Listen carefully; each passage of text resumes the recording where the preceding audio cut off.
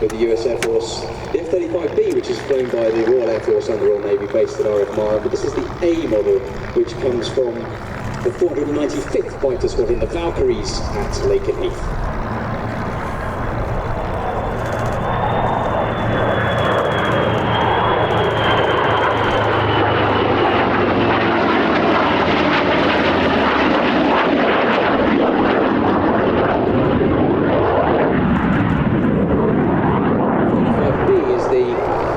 Vertical landing short takeoff version, which is what the UK military operates.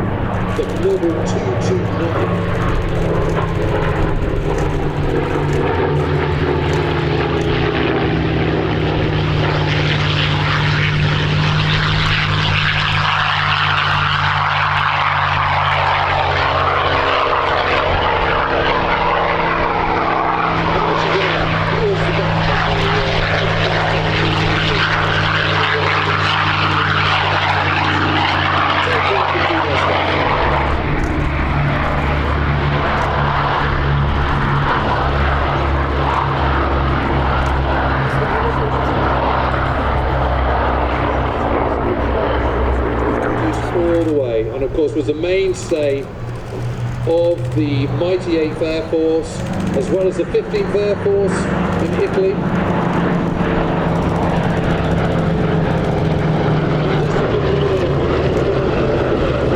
It takes huge amounts of punishment.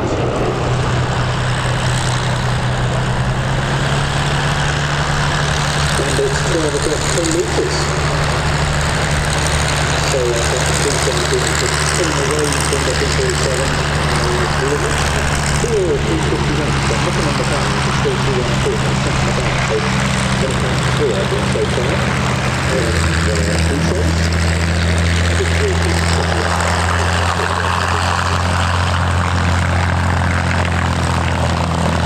how do you think the first month this dollars, though?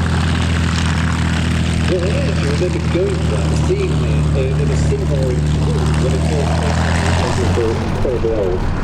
I actually watched it again.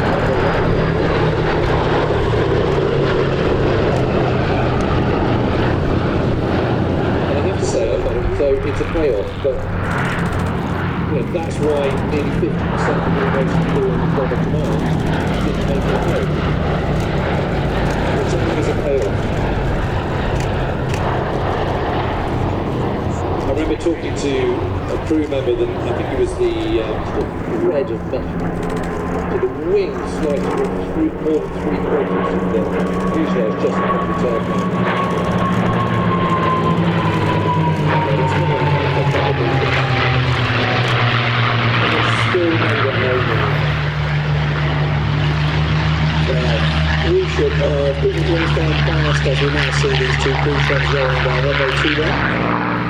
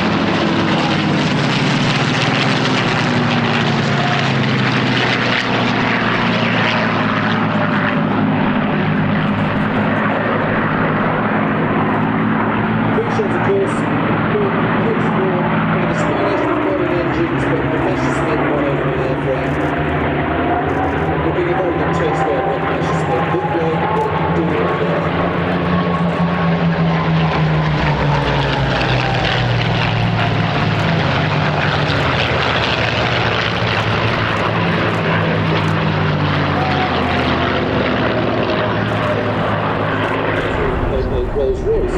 But I wonder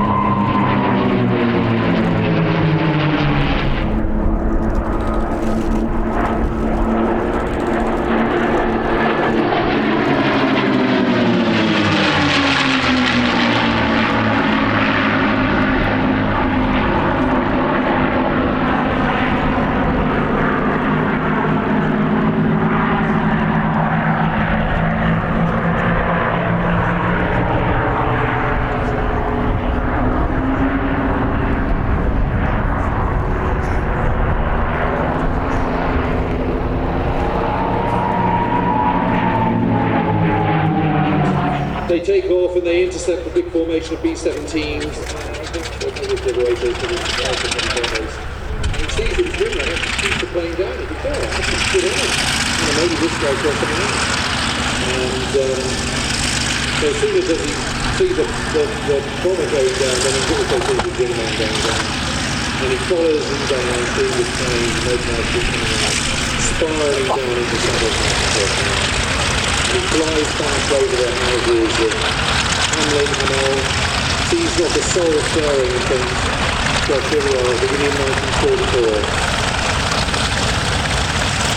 And I'm flying over my own town, and I've just seen my latest one going to go. And although he was flying on the wrong side, amazing dominance of the US Royal Navy Zero fighter plane on part of the war. One of the reasons that it's so successful in the other part of the war is because those Japanese naval pilots were just so experienced, so well trained, so brilliant in the US Navy fighter planes, and the first side we're seeing two of them moving down the runway at the flight at the moment. It's kind of a testimony to that. Barrier-based planes, but extremely powerful. One has to expect that really tight power pull as Emiliano pulls up into the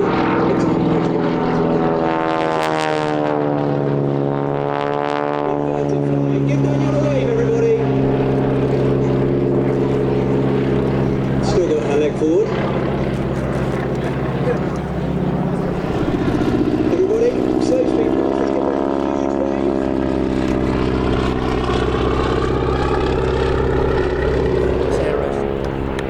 That requires a special kind of courage, would you say? I mean, how remarkable. And a lot of faith in your husband. You're telling me. Now, I think this is even crazier. Ladies and gentlemen, get your cameras out. Dale is hanging upside down.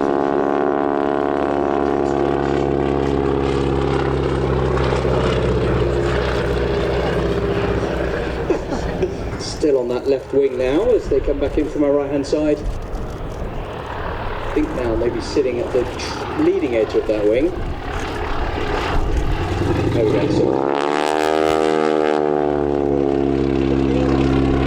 kicks her legs and raises her altitude.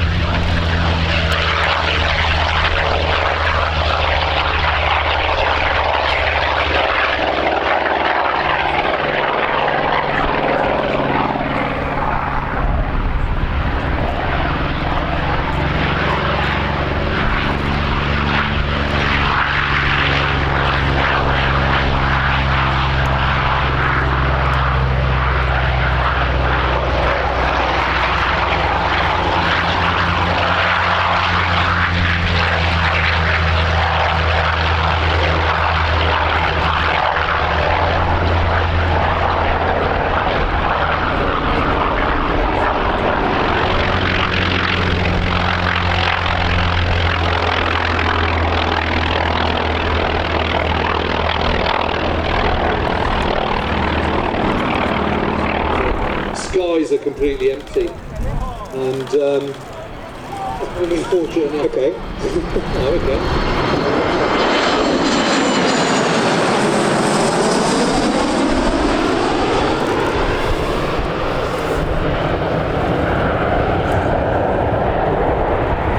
Something completely different. They say it's all about communication, James, and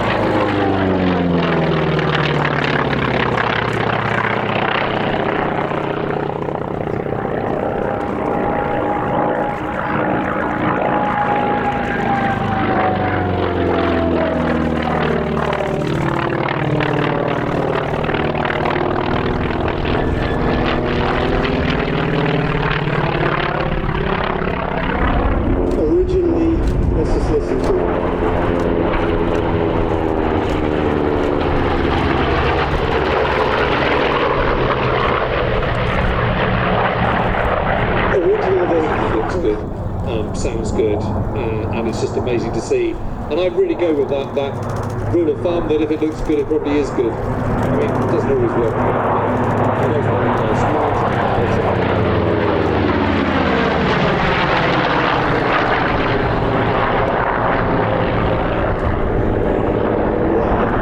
Yeah, what's not to like? James, do you know when the Corsair scored its last aerial victory? Well, it must be cool, it must be.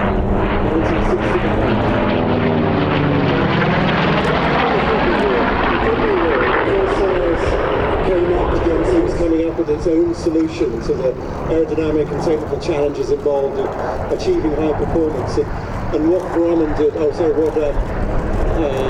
Consolidated did with this is really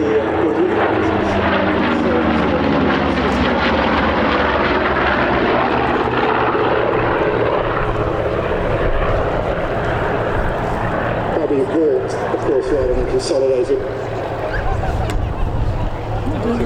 Yeah, it took over from the Wildcat, didn't it? But the Bearcat, Here it is, here it comes. This is quick, really quick. We're just going to shut up now.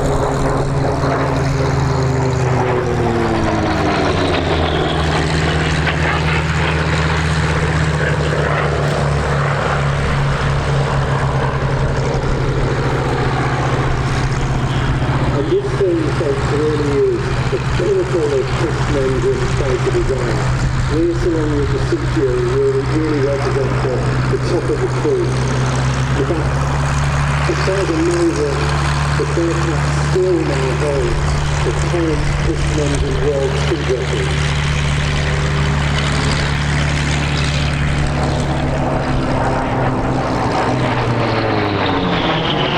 And you can see why it's really like flying the jets in terms of the performance that you have on top. Here it comes.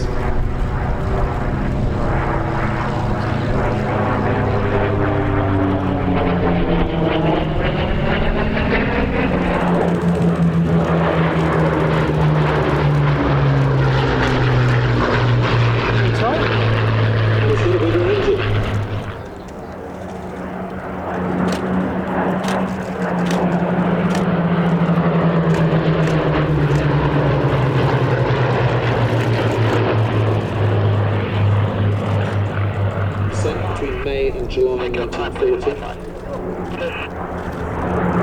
Had engines by 145%.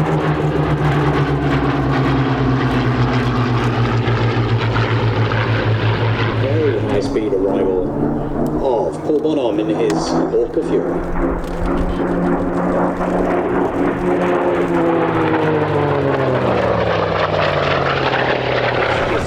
Brilliant to see it flying.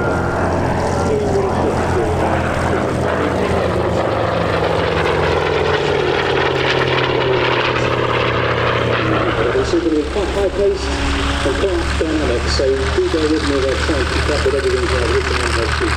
And then she said at the end, she's just going to do some freestyle, so I don't want to keep on just trying to see what she's doing. Just ringing. And why would that make a difference on a big 4-engine bomber like the Lancaster? A good question. Well, there's a good shot of that rudder sitting behind the engines there as he runs in on the B-axis. If you think about surface area, so if you have two rudders of a certain size, or two tail fins of a certain size, you'd have to have one massive tail.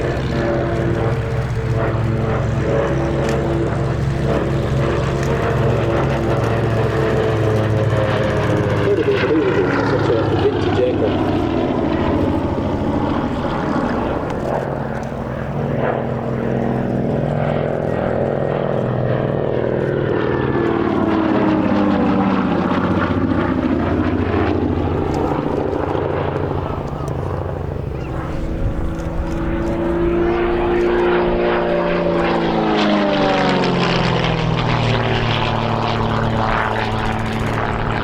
Talk about the control surfaces, the aileron, rudder and elevator. Oh, that's tumble there, that's where I want. The elevator, rudder and elevator, or ailerons, all within the prop disc. In fact, the ailerons on a Game Boy are far bigger. Exactly the angle they want to perform these maneuvers.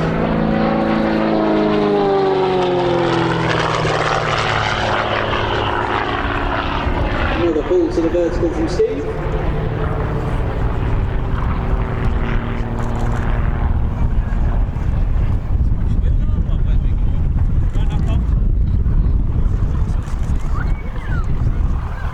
Push over.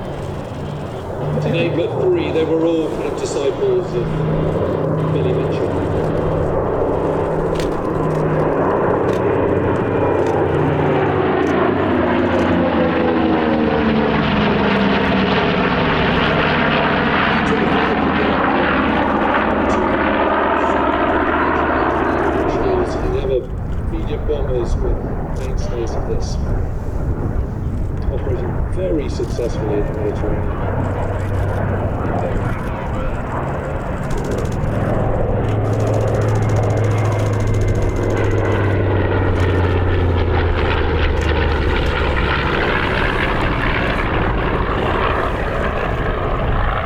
It's the B-25, the Lightning, the Mustang and the Corsair, so rather envious of his job.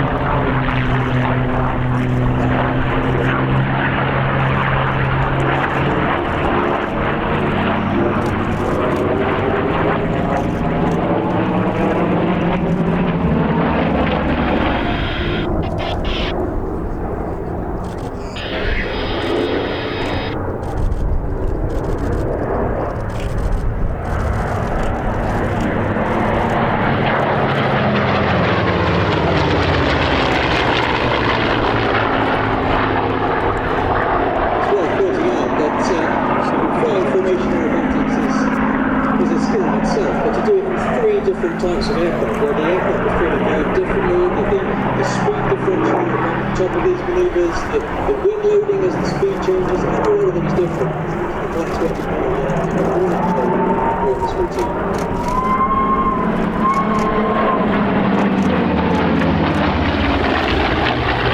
for a beautiful 3-ship tail chase, so camera's ready for this.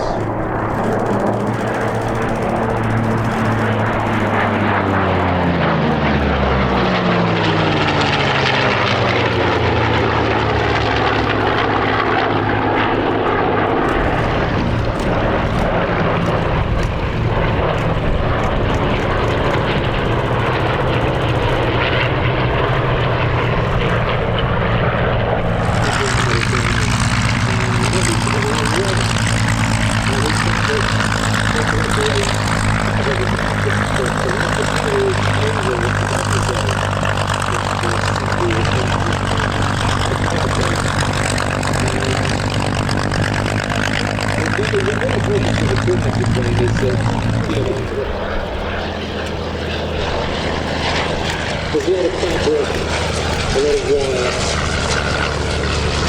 They do this very quickly. And they're having to pull the trigger and the machine gun is reaching out of the cockpit area. How difficult it would be to get a bead on if you're following. You know, you've got to drive down and invest in the world, haven't you? I mean, you know, you're being attacked. A pilot with any skill would feel because it would very much more interesting. So, and that's in the red barrel, with these very basic maneuvers to negate any threat from another, and then they need to get their nose on the enemy aircraft, which is there in the game, because with aerial warfare, it's still a procedure, and of course that was regarding possibly fault racing.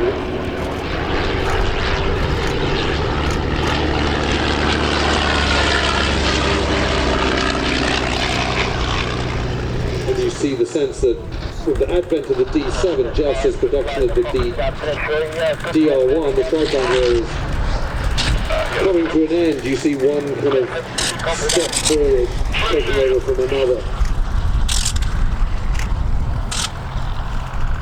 Fabulous to see, though. Well, I really enjoyed that. Just so you mean that display was just really gracefully going. Sure, fantastic.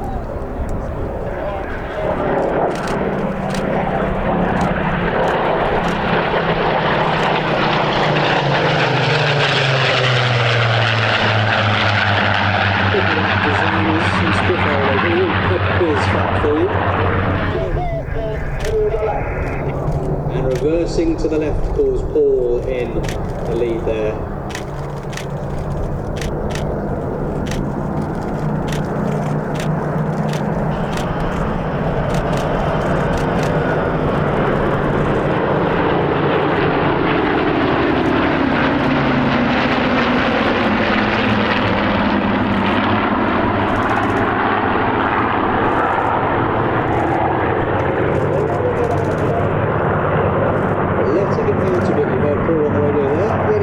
Just releasing the back pressure on the control column, so less G. So he's catering for the wind there. What he doesn't want is the wind blowing the formation towards the crowd.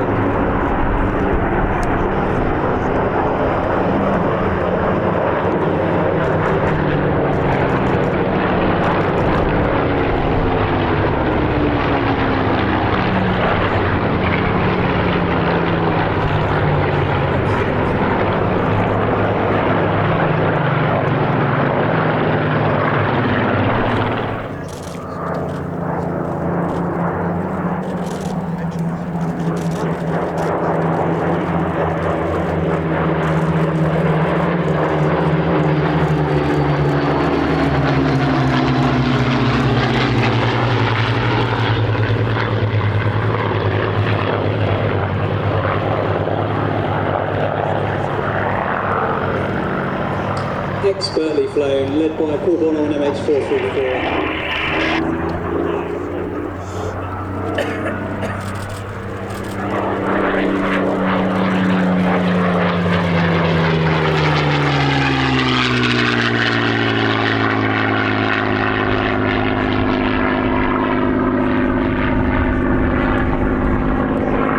I said earlier about the privilege of flying aircraft that have such pedigree. Now this very aircraft you're watching display now, that you can go